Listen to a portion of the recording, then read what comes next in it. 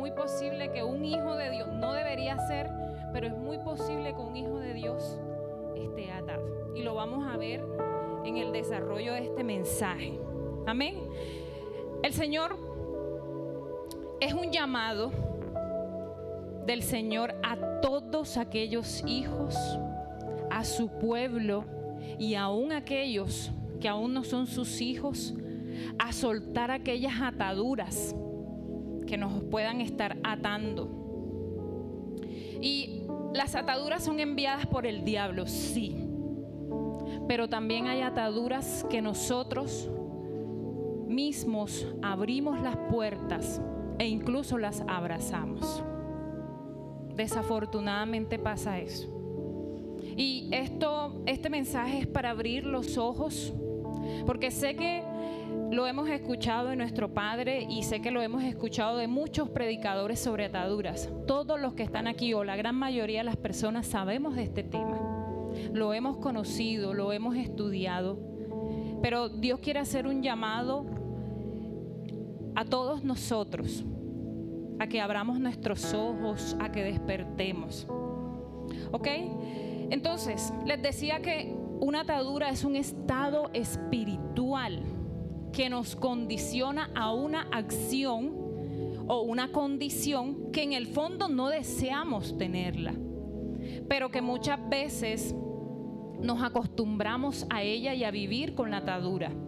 Y pasan generaciones y generaciones y ahí está la atadura. Pero obviamente esta atadura es puesta por una fuerza demoníaca. Ahí están los demonios.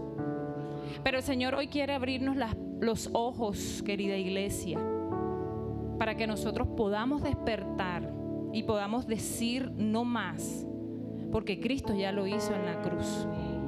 Amén.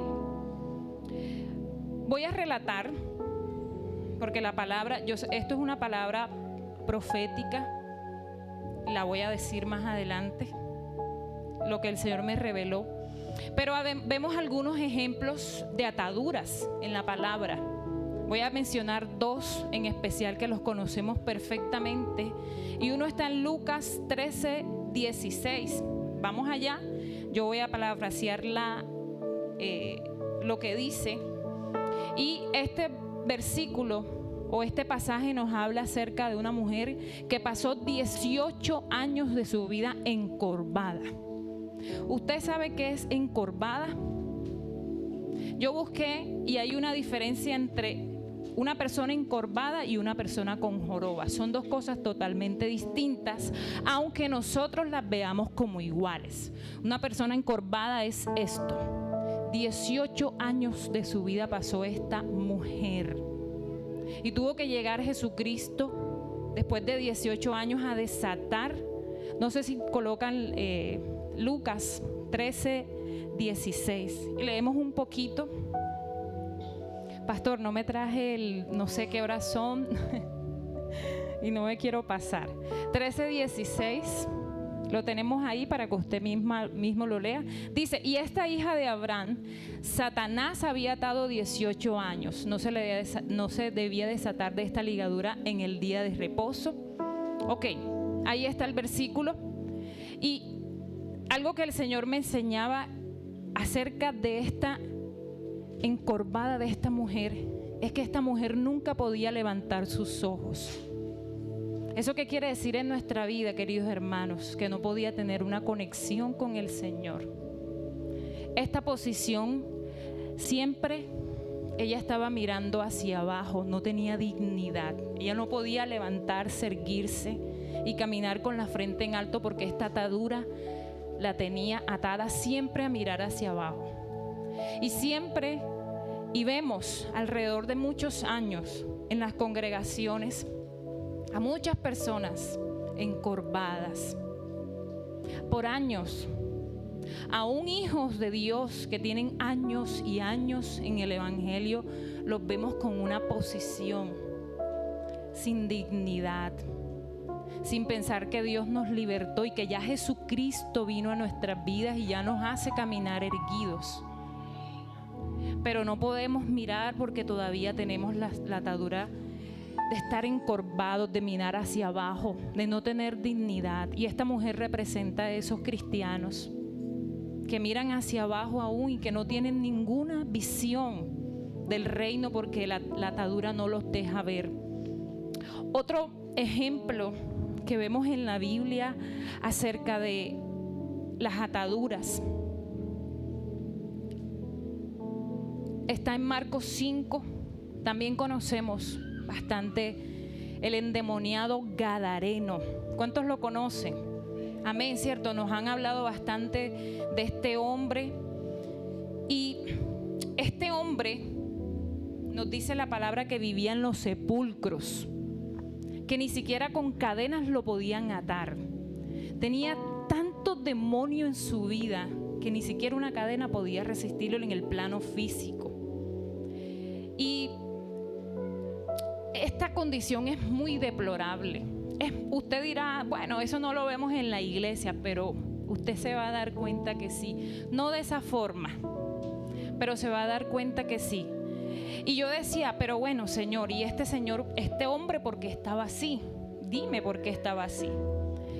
Resulta y acontece que la misma Biblia, si usted visita Marcos 5, le dice que Jesús tuvo que pasar a otra región ubicada al oriente del mar de Galilea, al otro lado del Jordán. Eso nos dice la Biblia. Usted puede visitar Marcos 5. Y yo decía, ok, sí, listo. Pero el Señor me decía, vea la historia. Resulta y acontece que cuando el pueblo de Israel iba a pasar a la tierra prometida, hubo 3 tribus. La tribu de Gad, media tribu de Manasés y la tribu de Rubén. Estos señores no quisieron pasar a la tierra prometida y le dijeron a Moisés en ese entonces que tenían muchos animales y que ellos preferían quedarse porque no tenían espacio.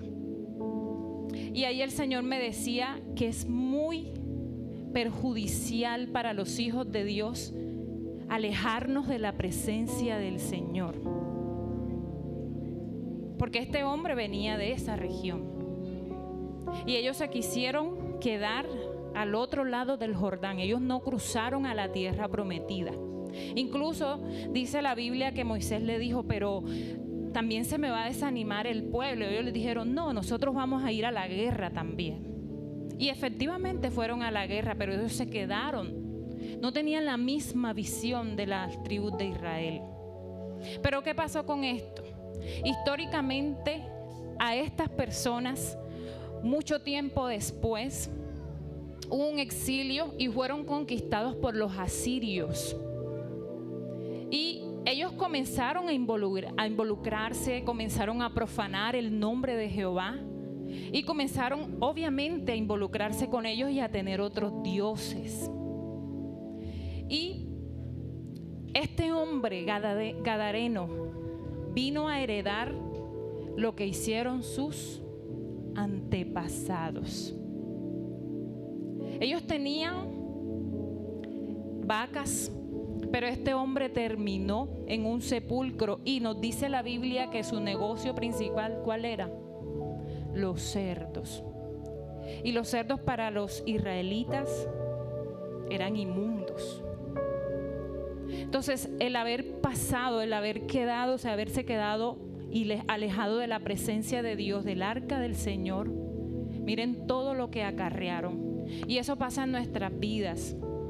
Por eso es muy necesario que nosotros escudriñemos de dónde venimos, para poder saber qué hay en nuestra familia y por qué yo soy así y por qué yo no puedo lograr esto, por qué me pasa esto, por qué tengo esto, por qué yo no prospero.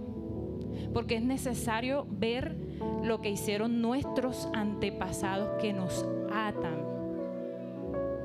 Amén. Bueno, bríndele un aplauso al Señor, que yo me siento como usted. Bueno, gloria sea al Señor.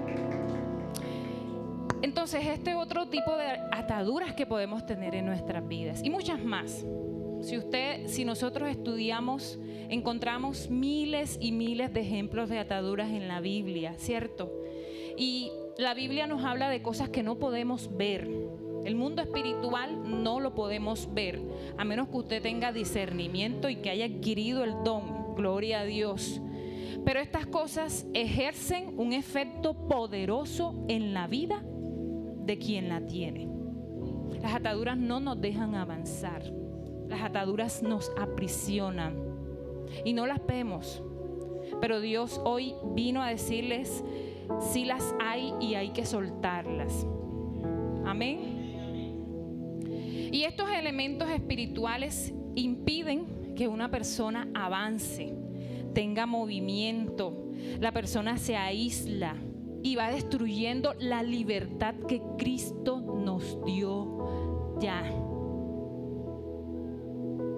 Todo aquello, ojo con esto, para que usted vaya reflexionando en su mente, todo aquello que lo amarra a un punto fijo es una atadura en su vida.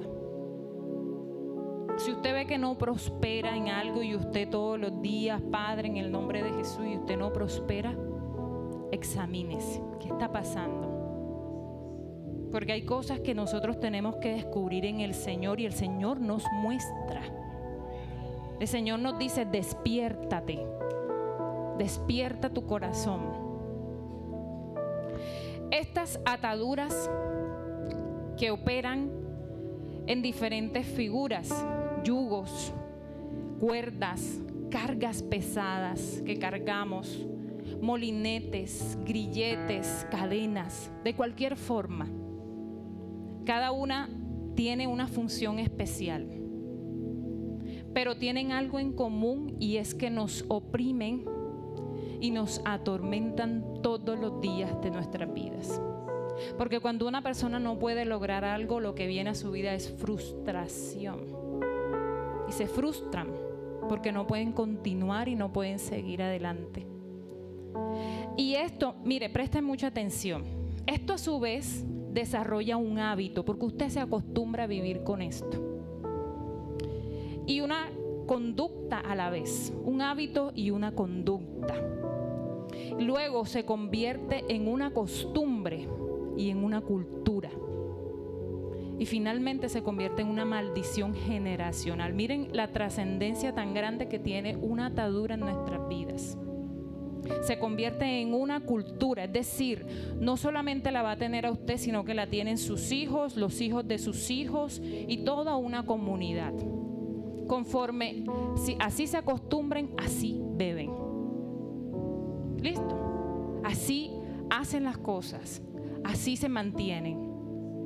Hay personas que se acostumbran a vivir en la pobreza y viven toda su vida en pobrezas, en miserias, toda su vida, pero no entienden que hay una atadura que los está amarrando a esa condición.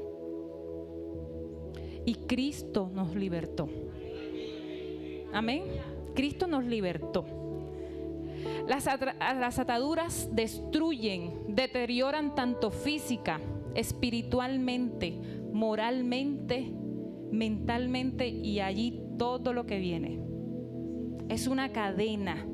Afectan sus familias, sus generaciones. Miren lo delicado que es esto. Si usted no las rompe, eso va a afectar su familia. Los que vienen detrás de usted también van a tener las ataduras. Las ataduras nacen del pecado y de las puertas que le abrimos a Satanás.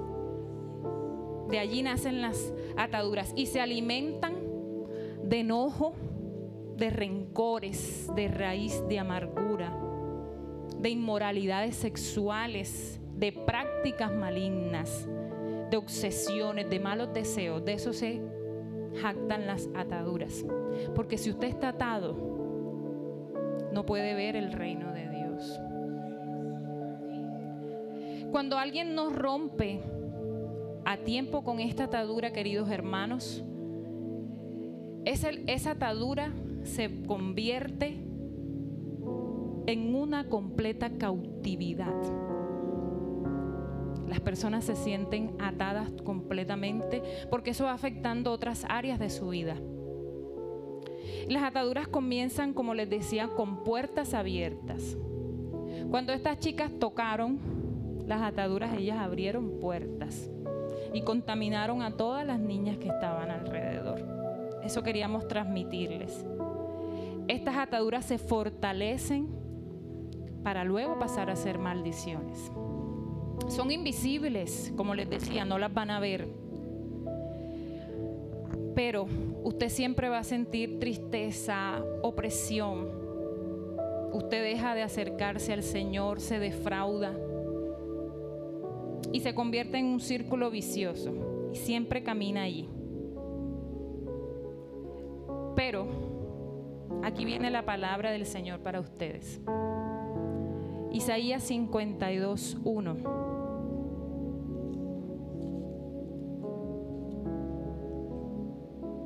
¿Qué dice Isaías 52:1? Despierta, despierta, vístete de poder, oh Sión, vístete tu ropa hermosa, oh Jerusalén, ciudad santa, porque nunca más vendrá a ti incircunciso ni inmundo. Miren lo que el Señor me decía. ¿Qué es despertar? Es abrir los ojos, es extender la mirada a lo que ya Dios nos entregó, a lo que Cristo nos entregó. Y el Señor dice: despierta, despierta, oh Sión. Miren lo que el Señor me decía: tomar conciencia de algo. Necesitamos, iglesia, salir de la inactividad. La gente que está dormida está inactiva. Dios no usa gente desocupada. Dios no usa gente desocupada. Dios usa gente que esté trabajando en el reino. Despierta del letargo espiritual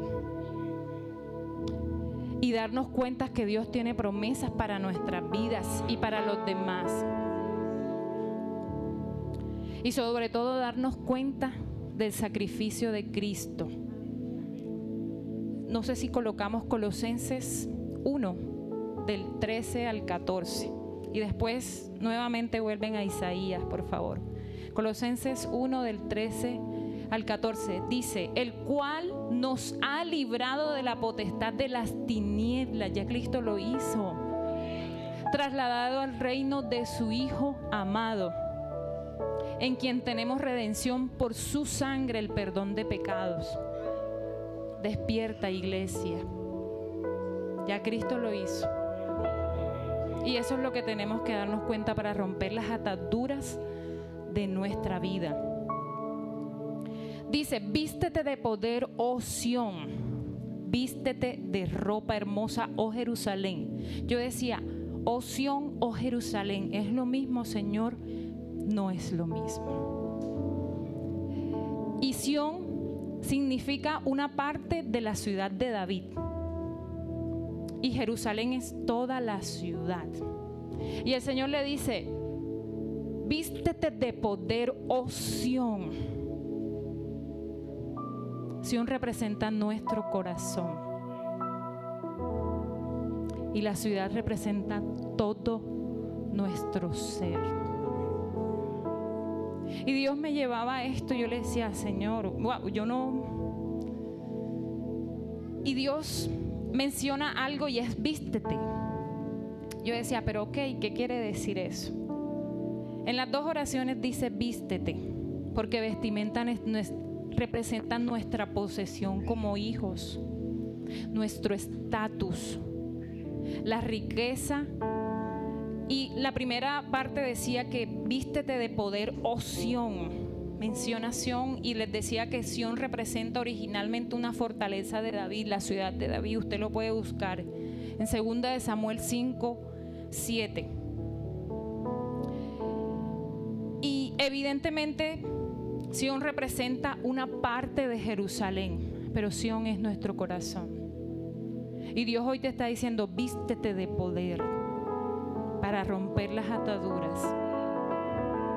Nuestro corazón y nuestra mente.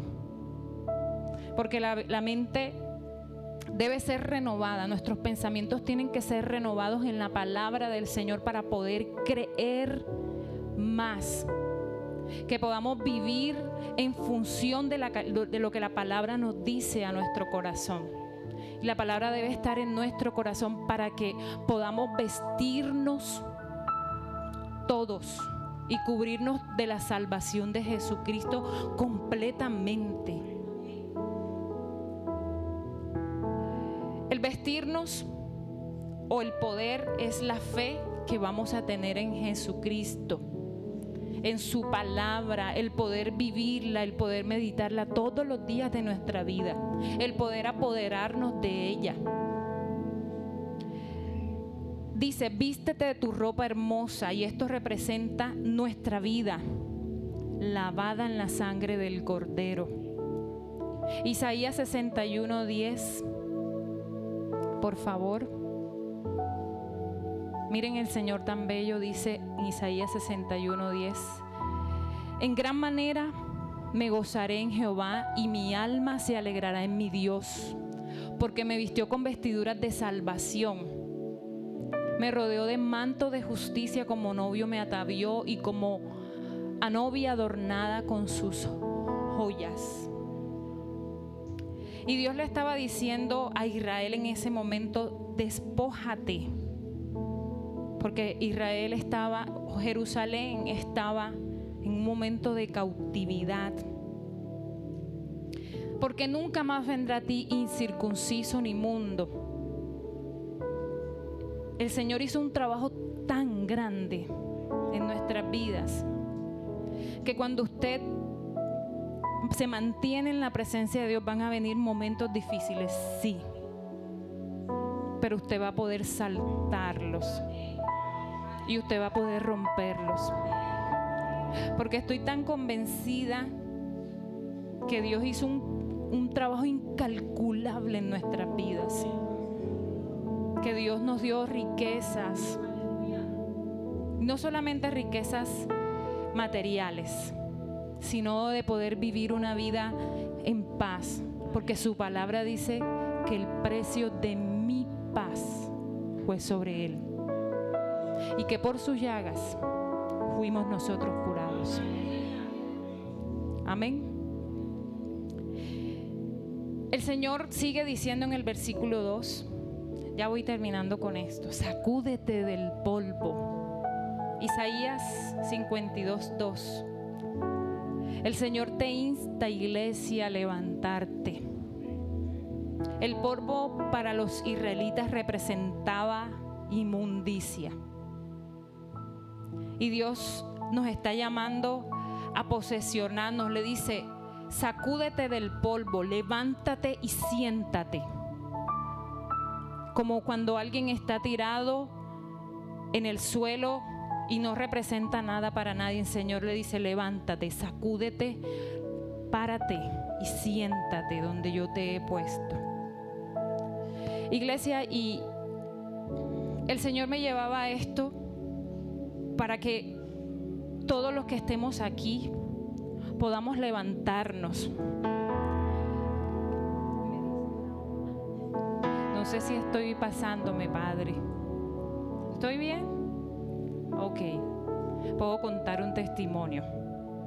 Hace muchos años, antes de ser esposa de mi esposo, creo que estábamos empezando nuestra relación. Yo vivía en Montelíbano, no vivía aquí. Vivía sola. Y conocí su historia.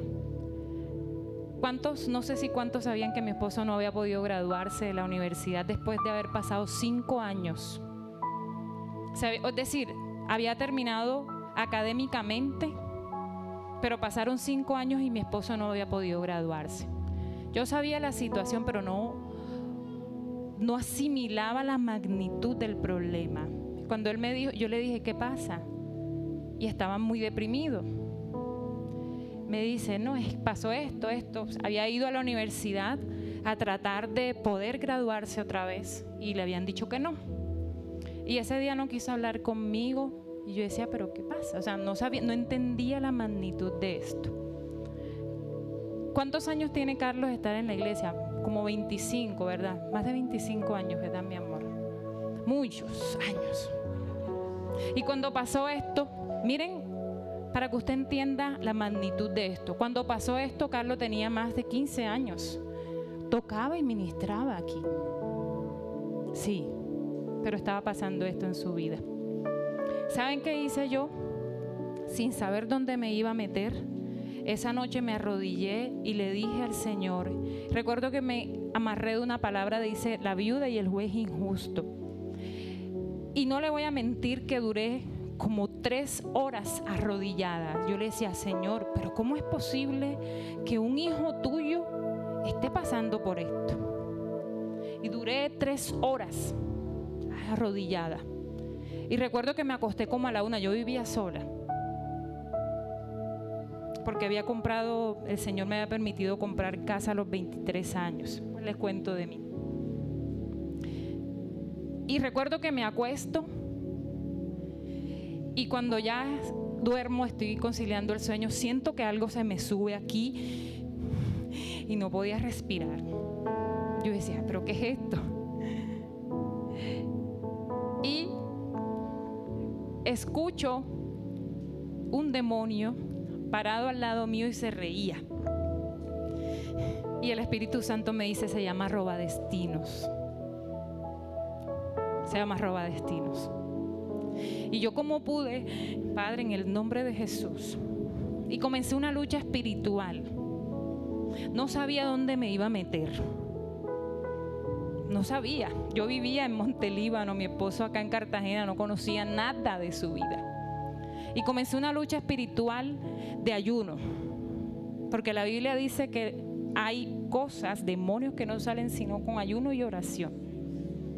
Y recuerdo que yo trabajaba en una empresa donde me tocaba caminar 2 kilómetros diarios, caminar. Y yo ayunaba hasta las 3 de la tarde. Pero yo no le podía decir eso a mi esposo en ese momento porque, pues, no, yo decía, no, esto me lo voy a comprar, pero no sé dónde me voy a meter. Yo le decía, Espíritu Santo, necesito que me digas indicios, ¿cómo vamos? Y él me decía, ya vi la resolución. Todo era en contra. Y yo le decía, Espíritu Santo, necesito, a medida que pasaban los días, necesito que me digas más. Ya vi el diploma sin firmar. Señor, en el nombre de Jesús, yo tenía al Señor hasta aquí. Yo ayunaba hasta las 3 de la tarde. Y yo decía, bravo, ya estamos lográndolo.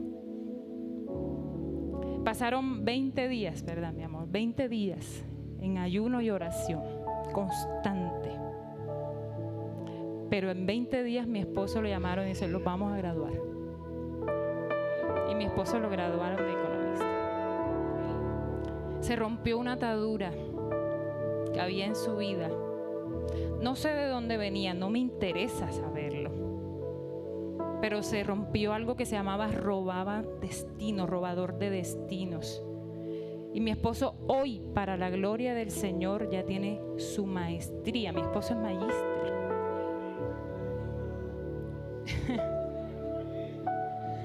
Entonces, queridos hermanos, usted se da cuenta, y aquí hay mucha gente que sé que ha meditado en esto, que se han preguntado por años, pero ¿por qué yo tengo esto? ¿Por qué en mi casa no pasa esto? ¿Por qué mi familia? ¿Por qué mis hijos? Ataduras. Y esto responde a la primera pregunta que hice. ¿Puede un hijo de Dios estar atado? Sí.